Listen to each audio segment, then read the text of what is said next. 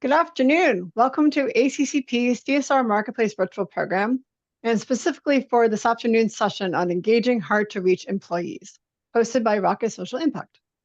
My name is Jean Metzger. I'm ACCP's Vice President of Membership, Marketing, and Communications, and I'm so glad you are able to join us today. For those of you who may be new to ACCP, the Association of Corporate Citizenship Professionals is the premier membership association working to improve the effectiveness of corporate social impact professionals. We connect our members to the people, knowledge, and resources they need to enhance the impact they are having in their companies and in their communities. Before we get started with today's program, I'd like to remind everyone that this is just one session of several that we are hosting this week. On this slide, you'll see our CSR Marketplace virtual schedule, and you can still register for the remaining programs. They are all being recorded, and we will be making the recordings available to everyone who registers. ACCP is committed to providing high-quality programming that shares practical and actionable insights. In addition to this week's CSR Marketplace, we have several programs coming up, including our monthly webinars and our Impact Measurement Summit in early December. Registration is open for all of these programs on our website. We also have confirmed dates for our 2025 Forum CSR Intensive, which will take place in April of 2025 in Chicago, and our 2025 Annual Conference, which will be in Atlanta next September. For those who may be interested in learning more about ACCP membership, you can visit our membership page for details on benefits and pricing. And for those of you who are already members, we encourage you to share information about ACCP to your network, as member referrals are our #1 source of new members. You will find sample language and tools on our Member Get a Member webpage. Now for some housekeeping for this webcast. We have enabled transcripts and closed captioning for this webcast. Click Live Transcripts to view subtitles. And if you click the caret on Live Transcript and select View Full Transcript, you'll see the full transcript of the webcast. Chat is enabled for you to engage with one another and with our panelists throughout the program. We do encourage you to ask questions by using our Q&A feature.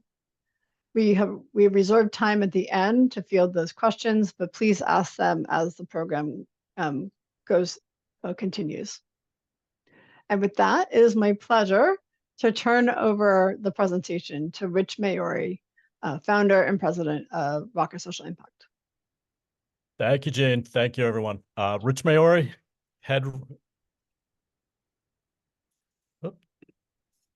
Can you all see me now? There we go. Rich Maiore, head Rocketeer here at Rocket.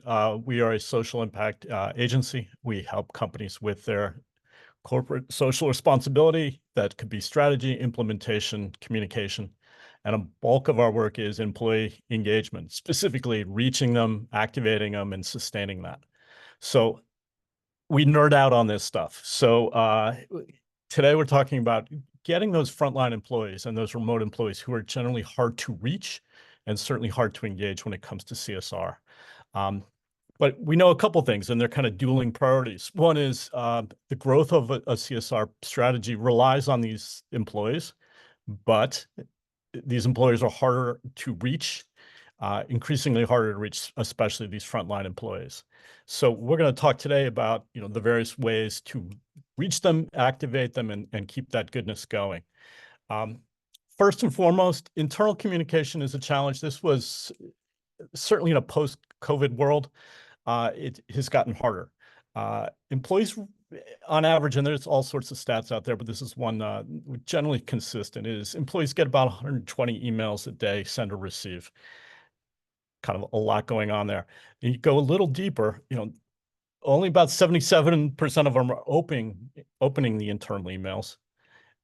And then the stats get a little worse. Only 24% of them are actually clicking through.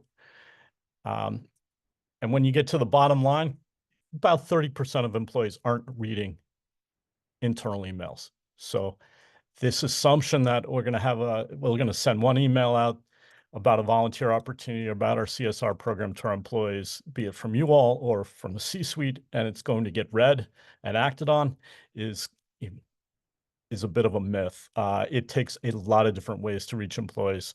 So you want to kind of now establish kind of a benchmark in terms of they're simply not paying attention when it comes to a lot of things. And there are a couple reasons for that. One is certainly the rise of remote employees. Even though we are seeing some companies mandate back to 4 or 5 days a week, you still have a pretty large segment of employees who are virtual. And that means less check-in points, that less fewer connections. You're not bumping into the hallway. They're not attending in-person meetings. So it makes it a little harder to reach them. You also have the kind of the rise of the hourly employee. They make up the bulk of our workforce here in the United States. And they're a pretty turbulent bunch. What I mean by that is 72% of them plan to leave their job in the next year. I think the number goes to 46% in the next 6 months. So they are actively looking. We're seeing companies offer all sorts of signing bonuses and incentives to join and stay. And so for a lot of companies, the business imperative is recruiting and retaining talent. And one key to that can be corporate social responsibility when done right and when you actually are able to reach these folks.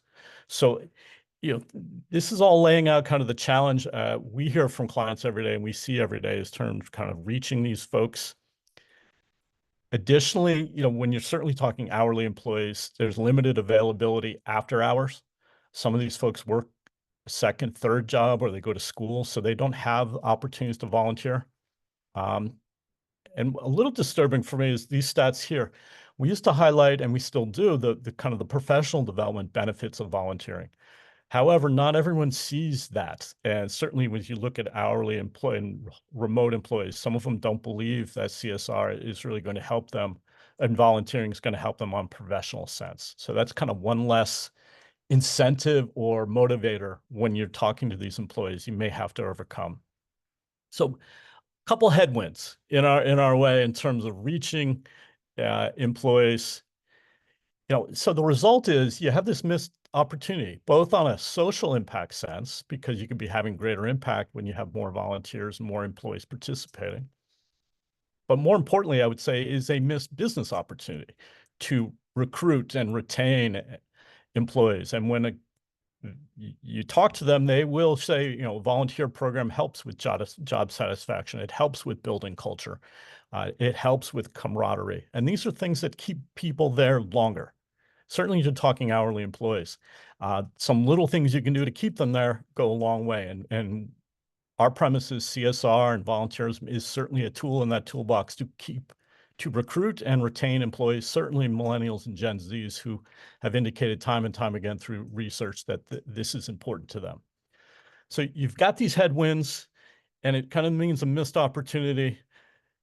And here's the hard truth. There is not one thing you can do. It is a mixture of things. There's not one single kind of magical pill or tactic you can do that makes all this go away, but really a set of different things you can do throughout the continuum from driving awareness to driving activation and then sustaining them.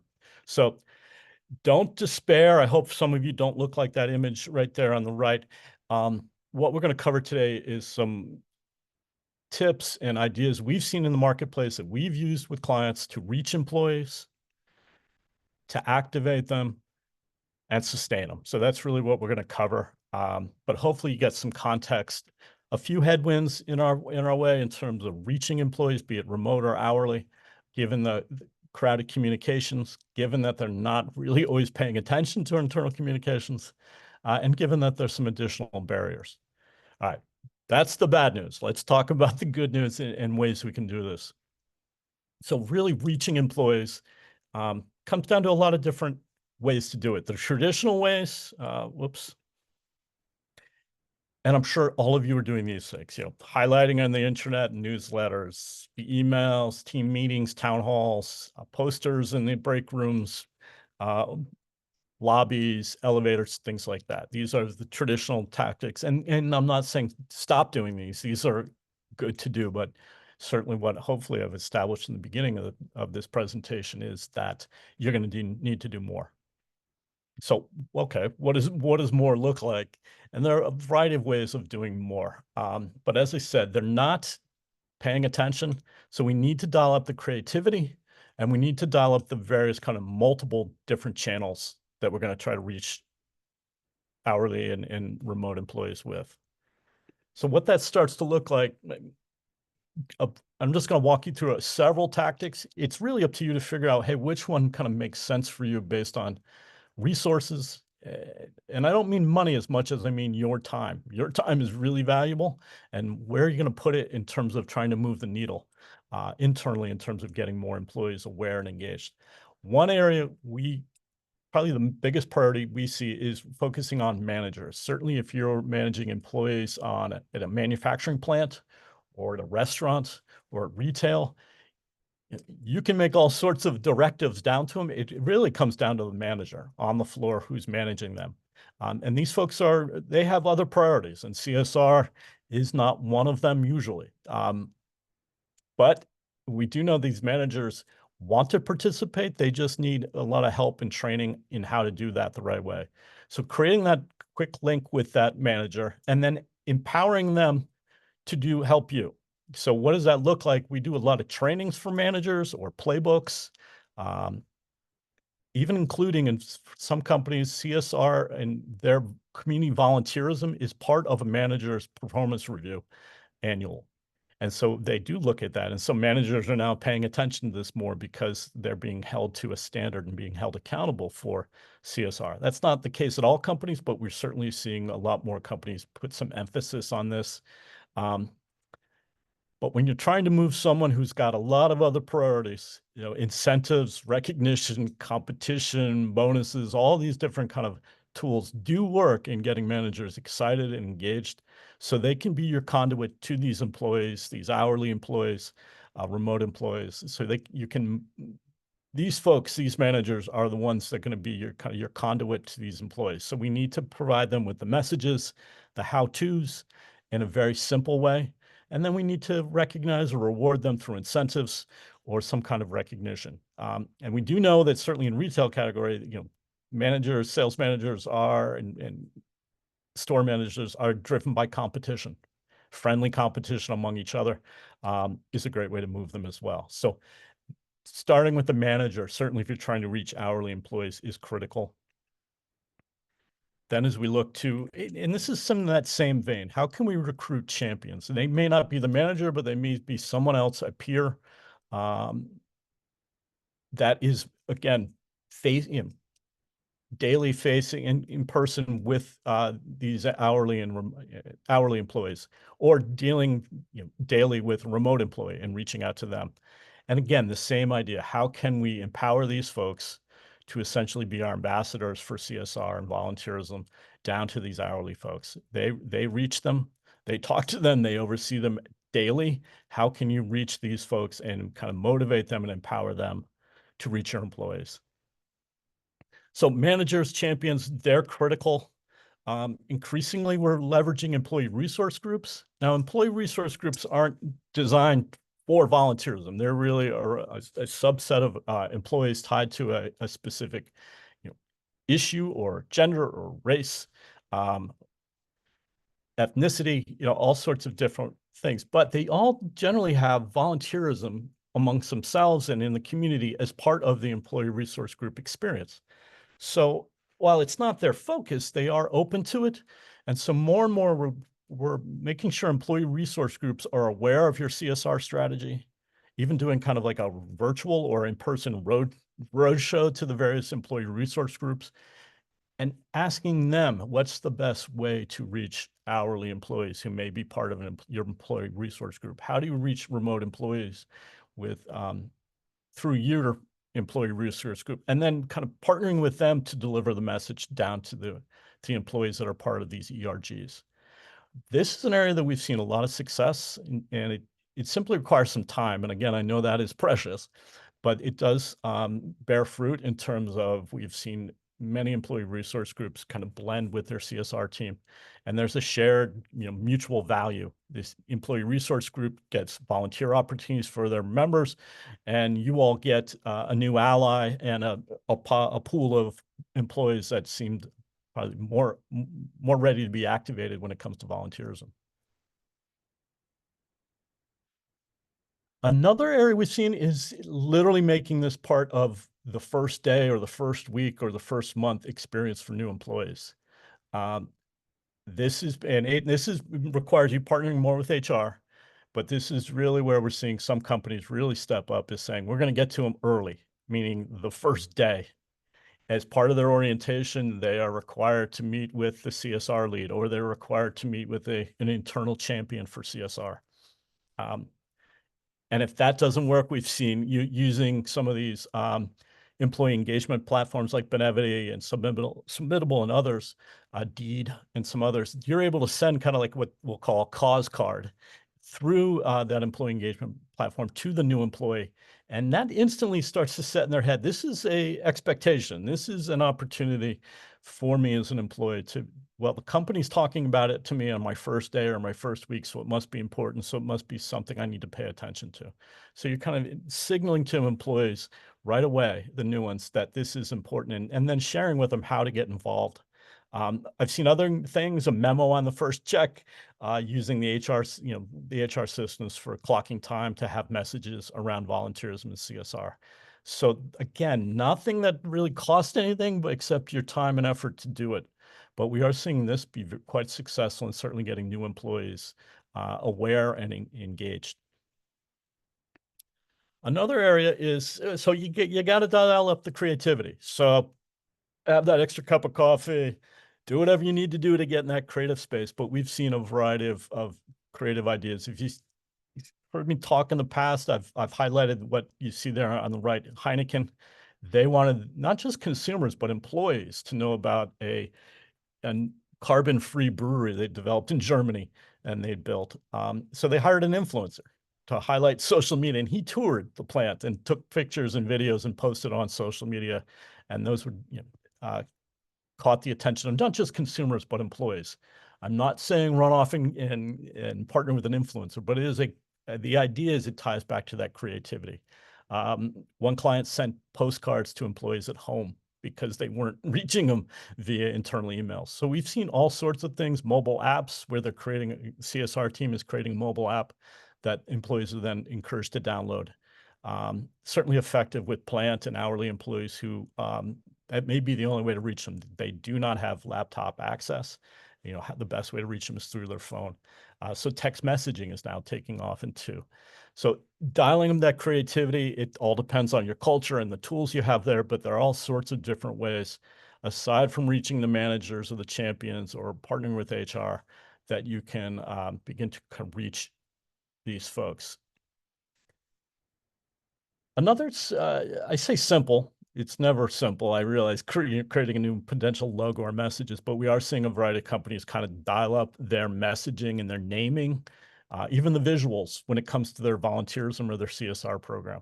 And kind of file this under shiny object. Employees are paying attention to them. Down on the right there, lowercase. We worked with Coca-Cola to create kind of a new call to action and a new visual and name when it came to their community engagement program.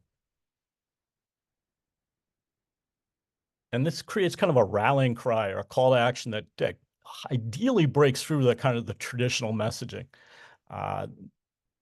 So give that some thought. Again, creating a logo is never easy, or a new name, but this again is kind of a low cost, low yield way of, high yield way of getting on their radar. It's essentially in their consideration screen. And as I mentioned earlier, there's no one way here. Of what I've laid out for you, several ways. And it's really up to you to kind of figure out which one do you think is going to be most effective for you internally, and then choosing one or two or three and putting your time there. I'm not recommending try to doing all of these. So we're seeing a lot of that. Another thing that works quite well in reaching them is having other colleagues tell their stories. When you see, a colleague doing something, you're more likely to pay attention to it versus, senior leadership. So increasingly, we're dialing up employee stories and really highlighting the emotive nature of that. And one reason is because they're in that bottom stat. We're drawn to, as human beings, stories that have a more emotional. We remember stories more than we remember data or data points. So this idea of having them hear from colleagues. So what that looks like could be an email out with not a volunteer here, but a employee story of their volunteerism or why they volunteer. And I think the next slide actually has a couple of examples. There on the right, this is employee talking about what's his motivation for volunteerism and his backstory. And then you see some other examples from other companies of kind of highlighting employees in action. You see their name, you start to make a connection with them. And that is also in a very effective way of moving kind of colleagues who want to volunteer, but need a nudge. And that could be a big nudge or a little nudge, but they certainly need some kind of a nudge. And highlighting other employees who are doing volunteerism is certainly a great way to do it. All right, I just went super quick through all that, but hopefully, and we can answer questions at the end, but hopefully you get an idea of, hey, there's a variety of ways we can tackle this, from engaging the managers or champions, partnering with HR, to a variety of kind of creative tactics to reach them. So that was all about how do we get in front of them and get them to open an email or respond to us via communication. So now we've got them. Let's pretend that any of those tactics just worked. And now we're getting folks more aware of what we're doing. So now they're listening and now they're nodding. And now you're asking them, here's what we need you to do. And so the challenge with that hourly in remote employees is, they want different kind of volunteerism. They are looking for digital or offsite volunteerism. They're looking for team-based. Certainly hourly employees like that idea of doing things together as a team. It builds that rapport. And then millennials and Gen Zs especially, and there's plenty of data on this point, are looking for skills-based volunteerism. So it's not what we call kind of the mulch and runs where you kind of throw down some landscaping and paint some buildings and everybody leaves. They're looking for opportunities where they can drive some serious impact through using their skills or their passion. And so that may change up kind of your volunteer offerings, because if you're trying to reach some of these folks, they are at home by themselves in a different state, so that volunteerism looks different, or they're with a group of folks and they're only there, as an hourly employee for a few hours. How do you get them engaged? And so this is a new reality. I'm not saying it's a headwind, but certainly in reality, you have to think about as you're developing, how are we going to engage them? So we've reached them, but now we need to engage them. One thing certainly with hourly employees we need to do is consider the time and the length of the engagement. They do not have time for a 6-hour engagement. They are looking for shorter periods, more intense periods. Transportation, believe it or not, continues to come up as a barrier for why a lot of hourly employees don't want to be on the hook for trying to drive somewhere. They're looking for the company to provide some level of transportation or support. Again, those virtual options. And then offering paid volunteer hours. I know that is an issue, and that certainly comes with a price tag, potentially a big price tag. But as we talk to employees and ask them, why don't you participate, or why have you stopped participating? It generally falls in one of these 4 buckets. Hey, I don't have the time. It's inconvenient, being the time or the location, and there's really no incentive for me. So obviously that ties to that 4th one. So I'm just laying out some of the barriers that we typically hear when it comes to, you got me engaged, but you got me interested, but now here's the challenge of actually making me or getting me to volunteer. It generally falls in one of these areas. So what we've seen is what I'll call the rise of micro actions. I'm sure everyone maybe have a different term for this, but really these are volunteer opportunities that can take 15 minutes to an hour. They are kind of almost like candy. They give you that nutritional, they have not a lot of nutritional value, but they give you kind of a nice dopamine rush. Employees feel good about it. But you can actually have some social impact tied to them as well. So what has been interesting to me, and I want to see some additional research around this, is when folks do these, they are more likely to volunteer moving forward. They're more likely to donate moving forward, which was surprising to me. So this idea of these micro actions, and I'll walk you through what those look like, can be kind of a new offering in your volunteer portfolio or volunteer menu, because they are effective. So what that can look like is anything from any of these activities here. Some are basic, like, hey, signing an online pledge or filling out a survey, to something a little more skill-based, like, creating a web page or translating documents. These are things, even designing a logo. These are things we've seen other companies or some of our clients do and do effectively in terms of volunteer engagement that lasts 15, 20 minutes to a little more sustained, but it is something that's tangible, something that taps into their brain in terms of skills, and something that's kind of bite size. So adding micro to the menu is certainly something we encourage based on your employee base. Obviously, many of these work well for remote employees. Again, plant and restaurant employees, retail employees typically don't have access to laptops, but a lot of these micro actions work very well for remote employees. And they seem to work. So we're seeing more and more of this. This stat kind of shows that they've tried them and they're going to continue them. So more than 90% of companies who have tried the virtual opportunities say they're going to stick with them.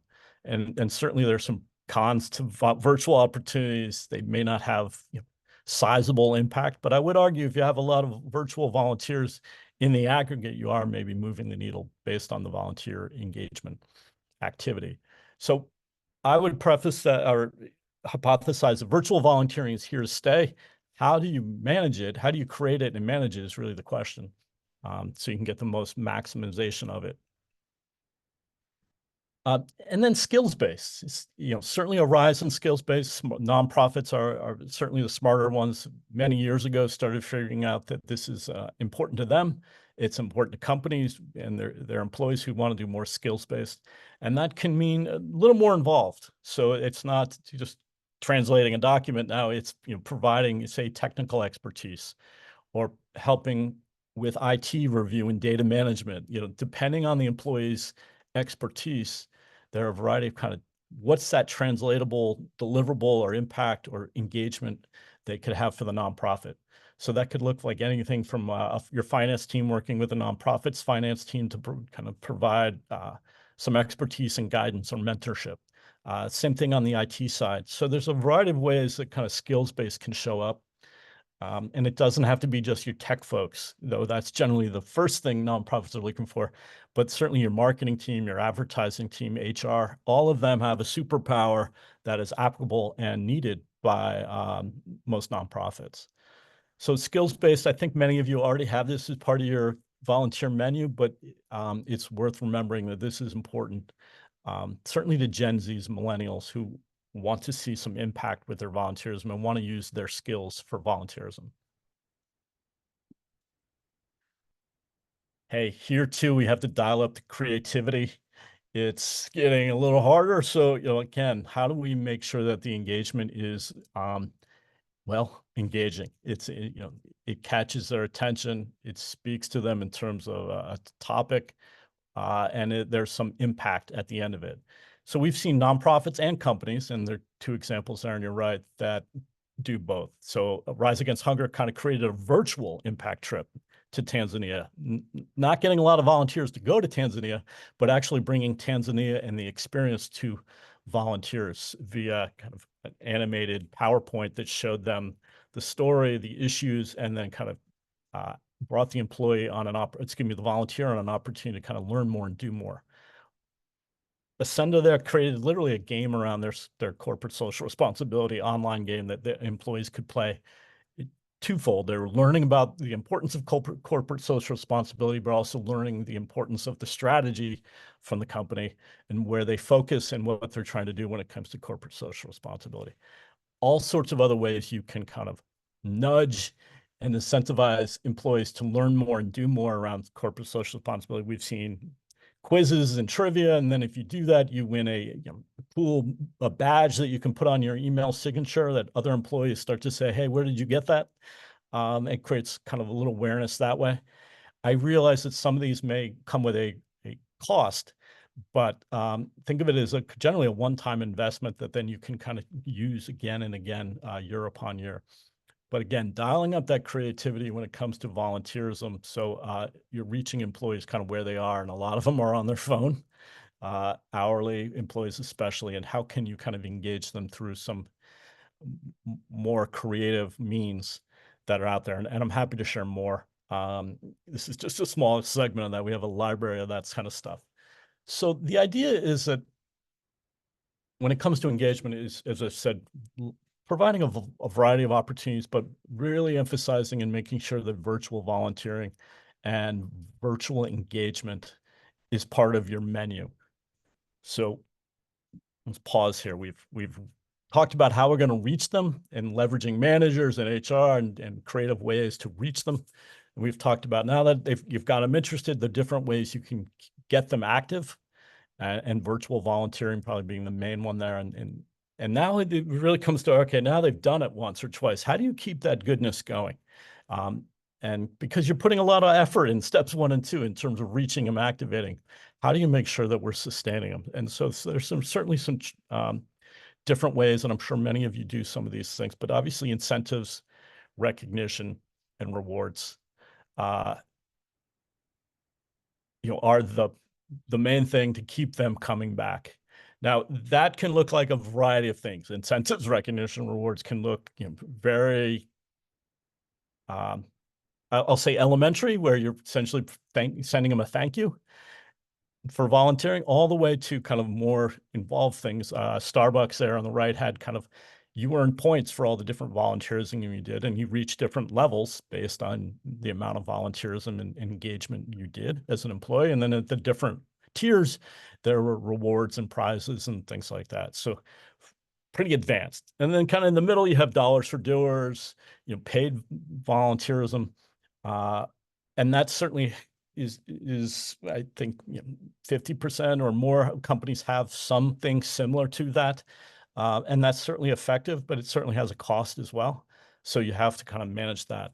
But the point is, there's all sorts of ways, and some of them are low cost or no cost. One of our clients recognized employees who were volunteering by having a contest, and one of them got the CEO's office for the day. Didn't cost anything, created a lot of buzz. The employee was taking pictures of himself in the office, feet up on the desk. It created kind of a fun atmosphere. The CEO thought it was kind of fun, and it actually worked in terms of getting more folks aware and actually participating, and it didn't cost a dime. So we've seen all sorts of other things, first in line at the cafeteria to parking spots, all sorts of kind of things that you wouldn't think would drive engagement, but they do. And so giving some thought to that and trying and seeing if it works, and if not, fail fast and move on.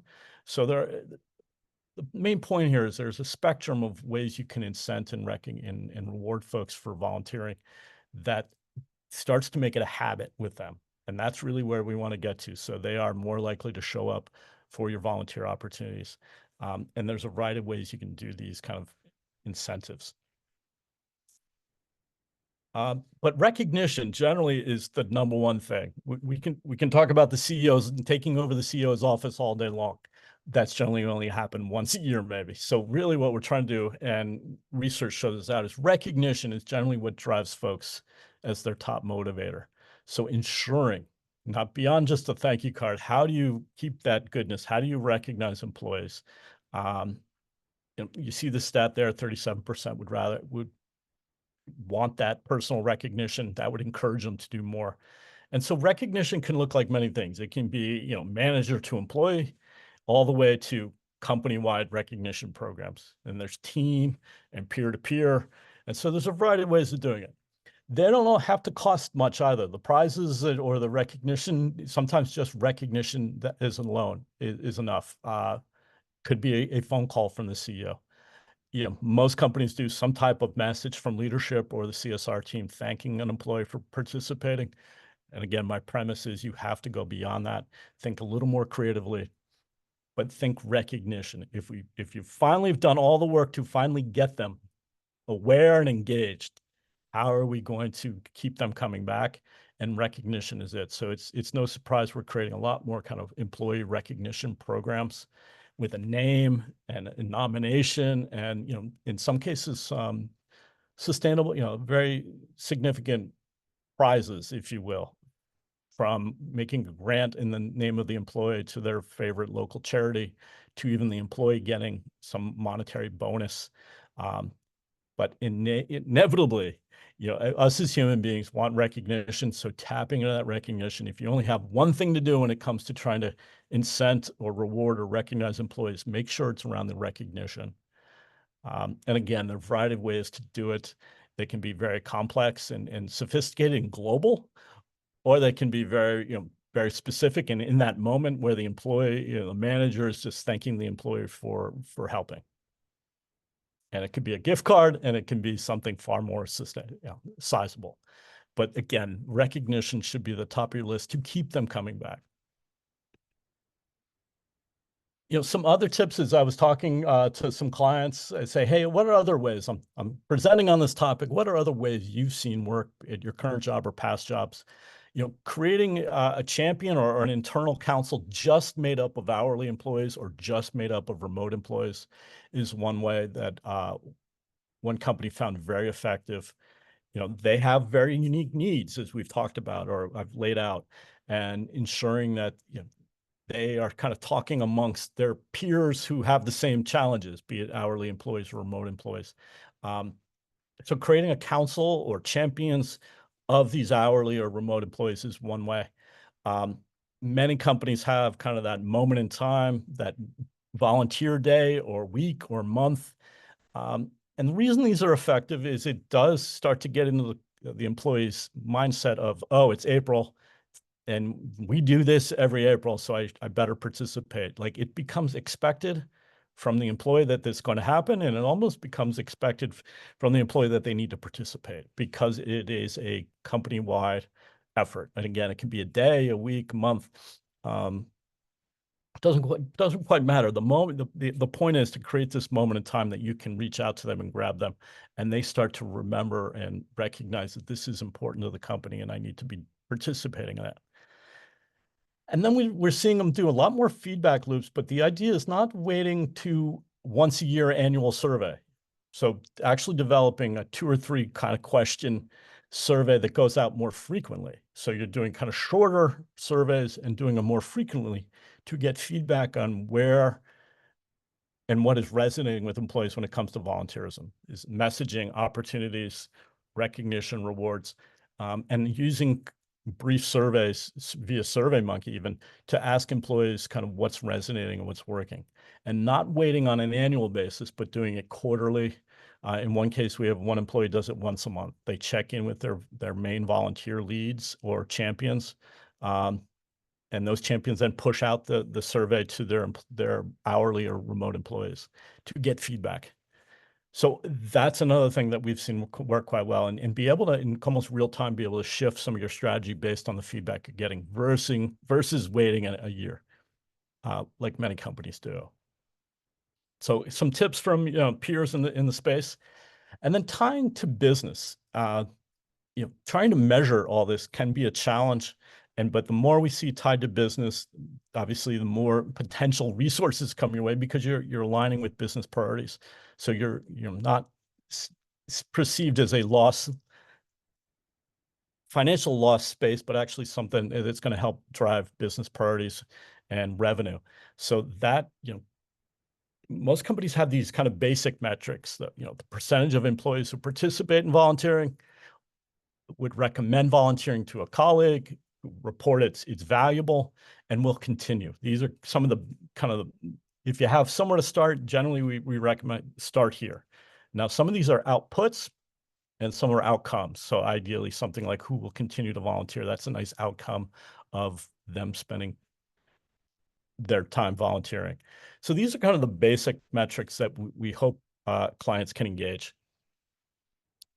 And then there's what I'll call graduate level measures. Now, these measures are more like, we're certainly more on the outcome space. So,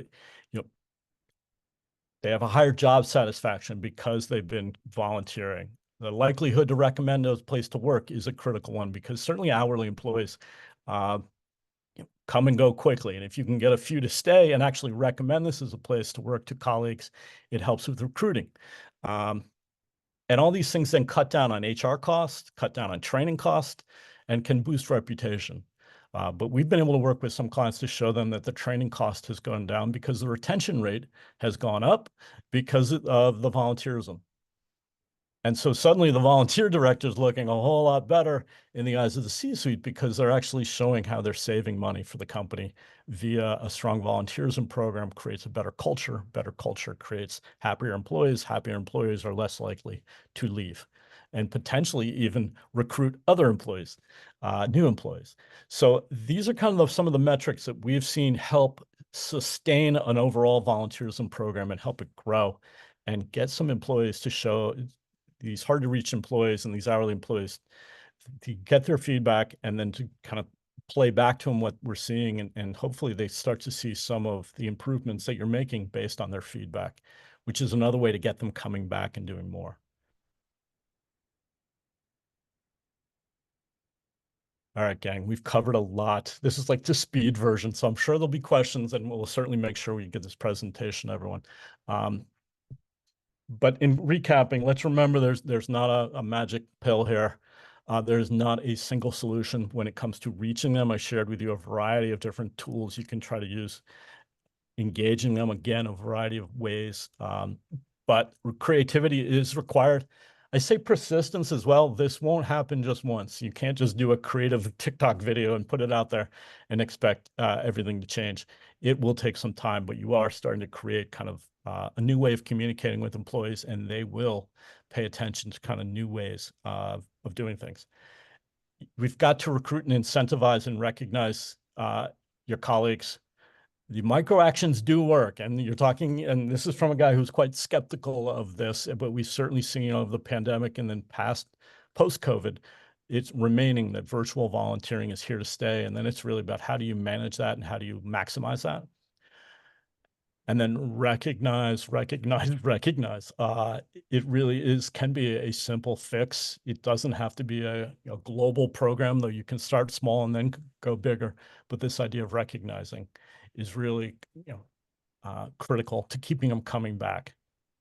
So hopefully it gives you a sense of how to reach, activate and sustain these hourly and remote employees who have a lot of kind of more barriers to entry to volunteerism, barriers to participating in your CSR program.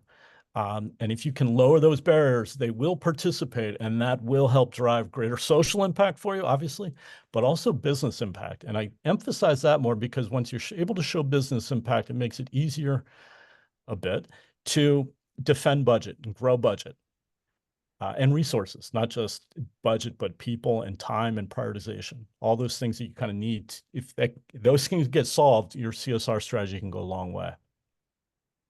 So with that, Gene, I'm happy to take questions.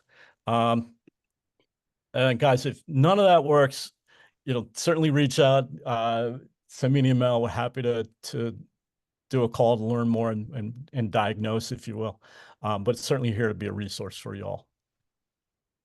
Thanks, Rich. This is great. There's two questions in the Q&A section, and they're related. So I'm going to share both of them with you because you might be able to also answer it at once. So the first one says, curious about best practices around tracking impact and engagement with micro volunteering. And then the second one, which is in line with the first question, ways to collect data on the recommended metrics outside of the yearly engagement survey. So I think it's all about, people are curious about, like, how do you collect the data in order to report out?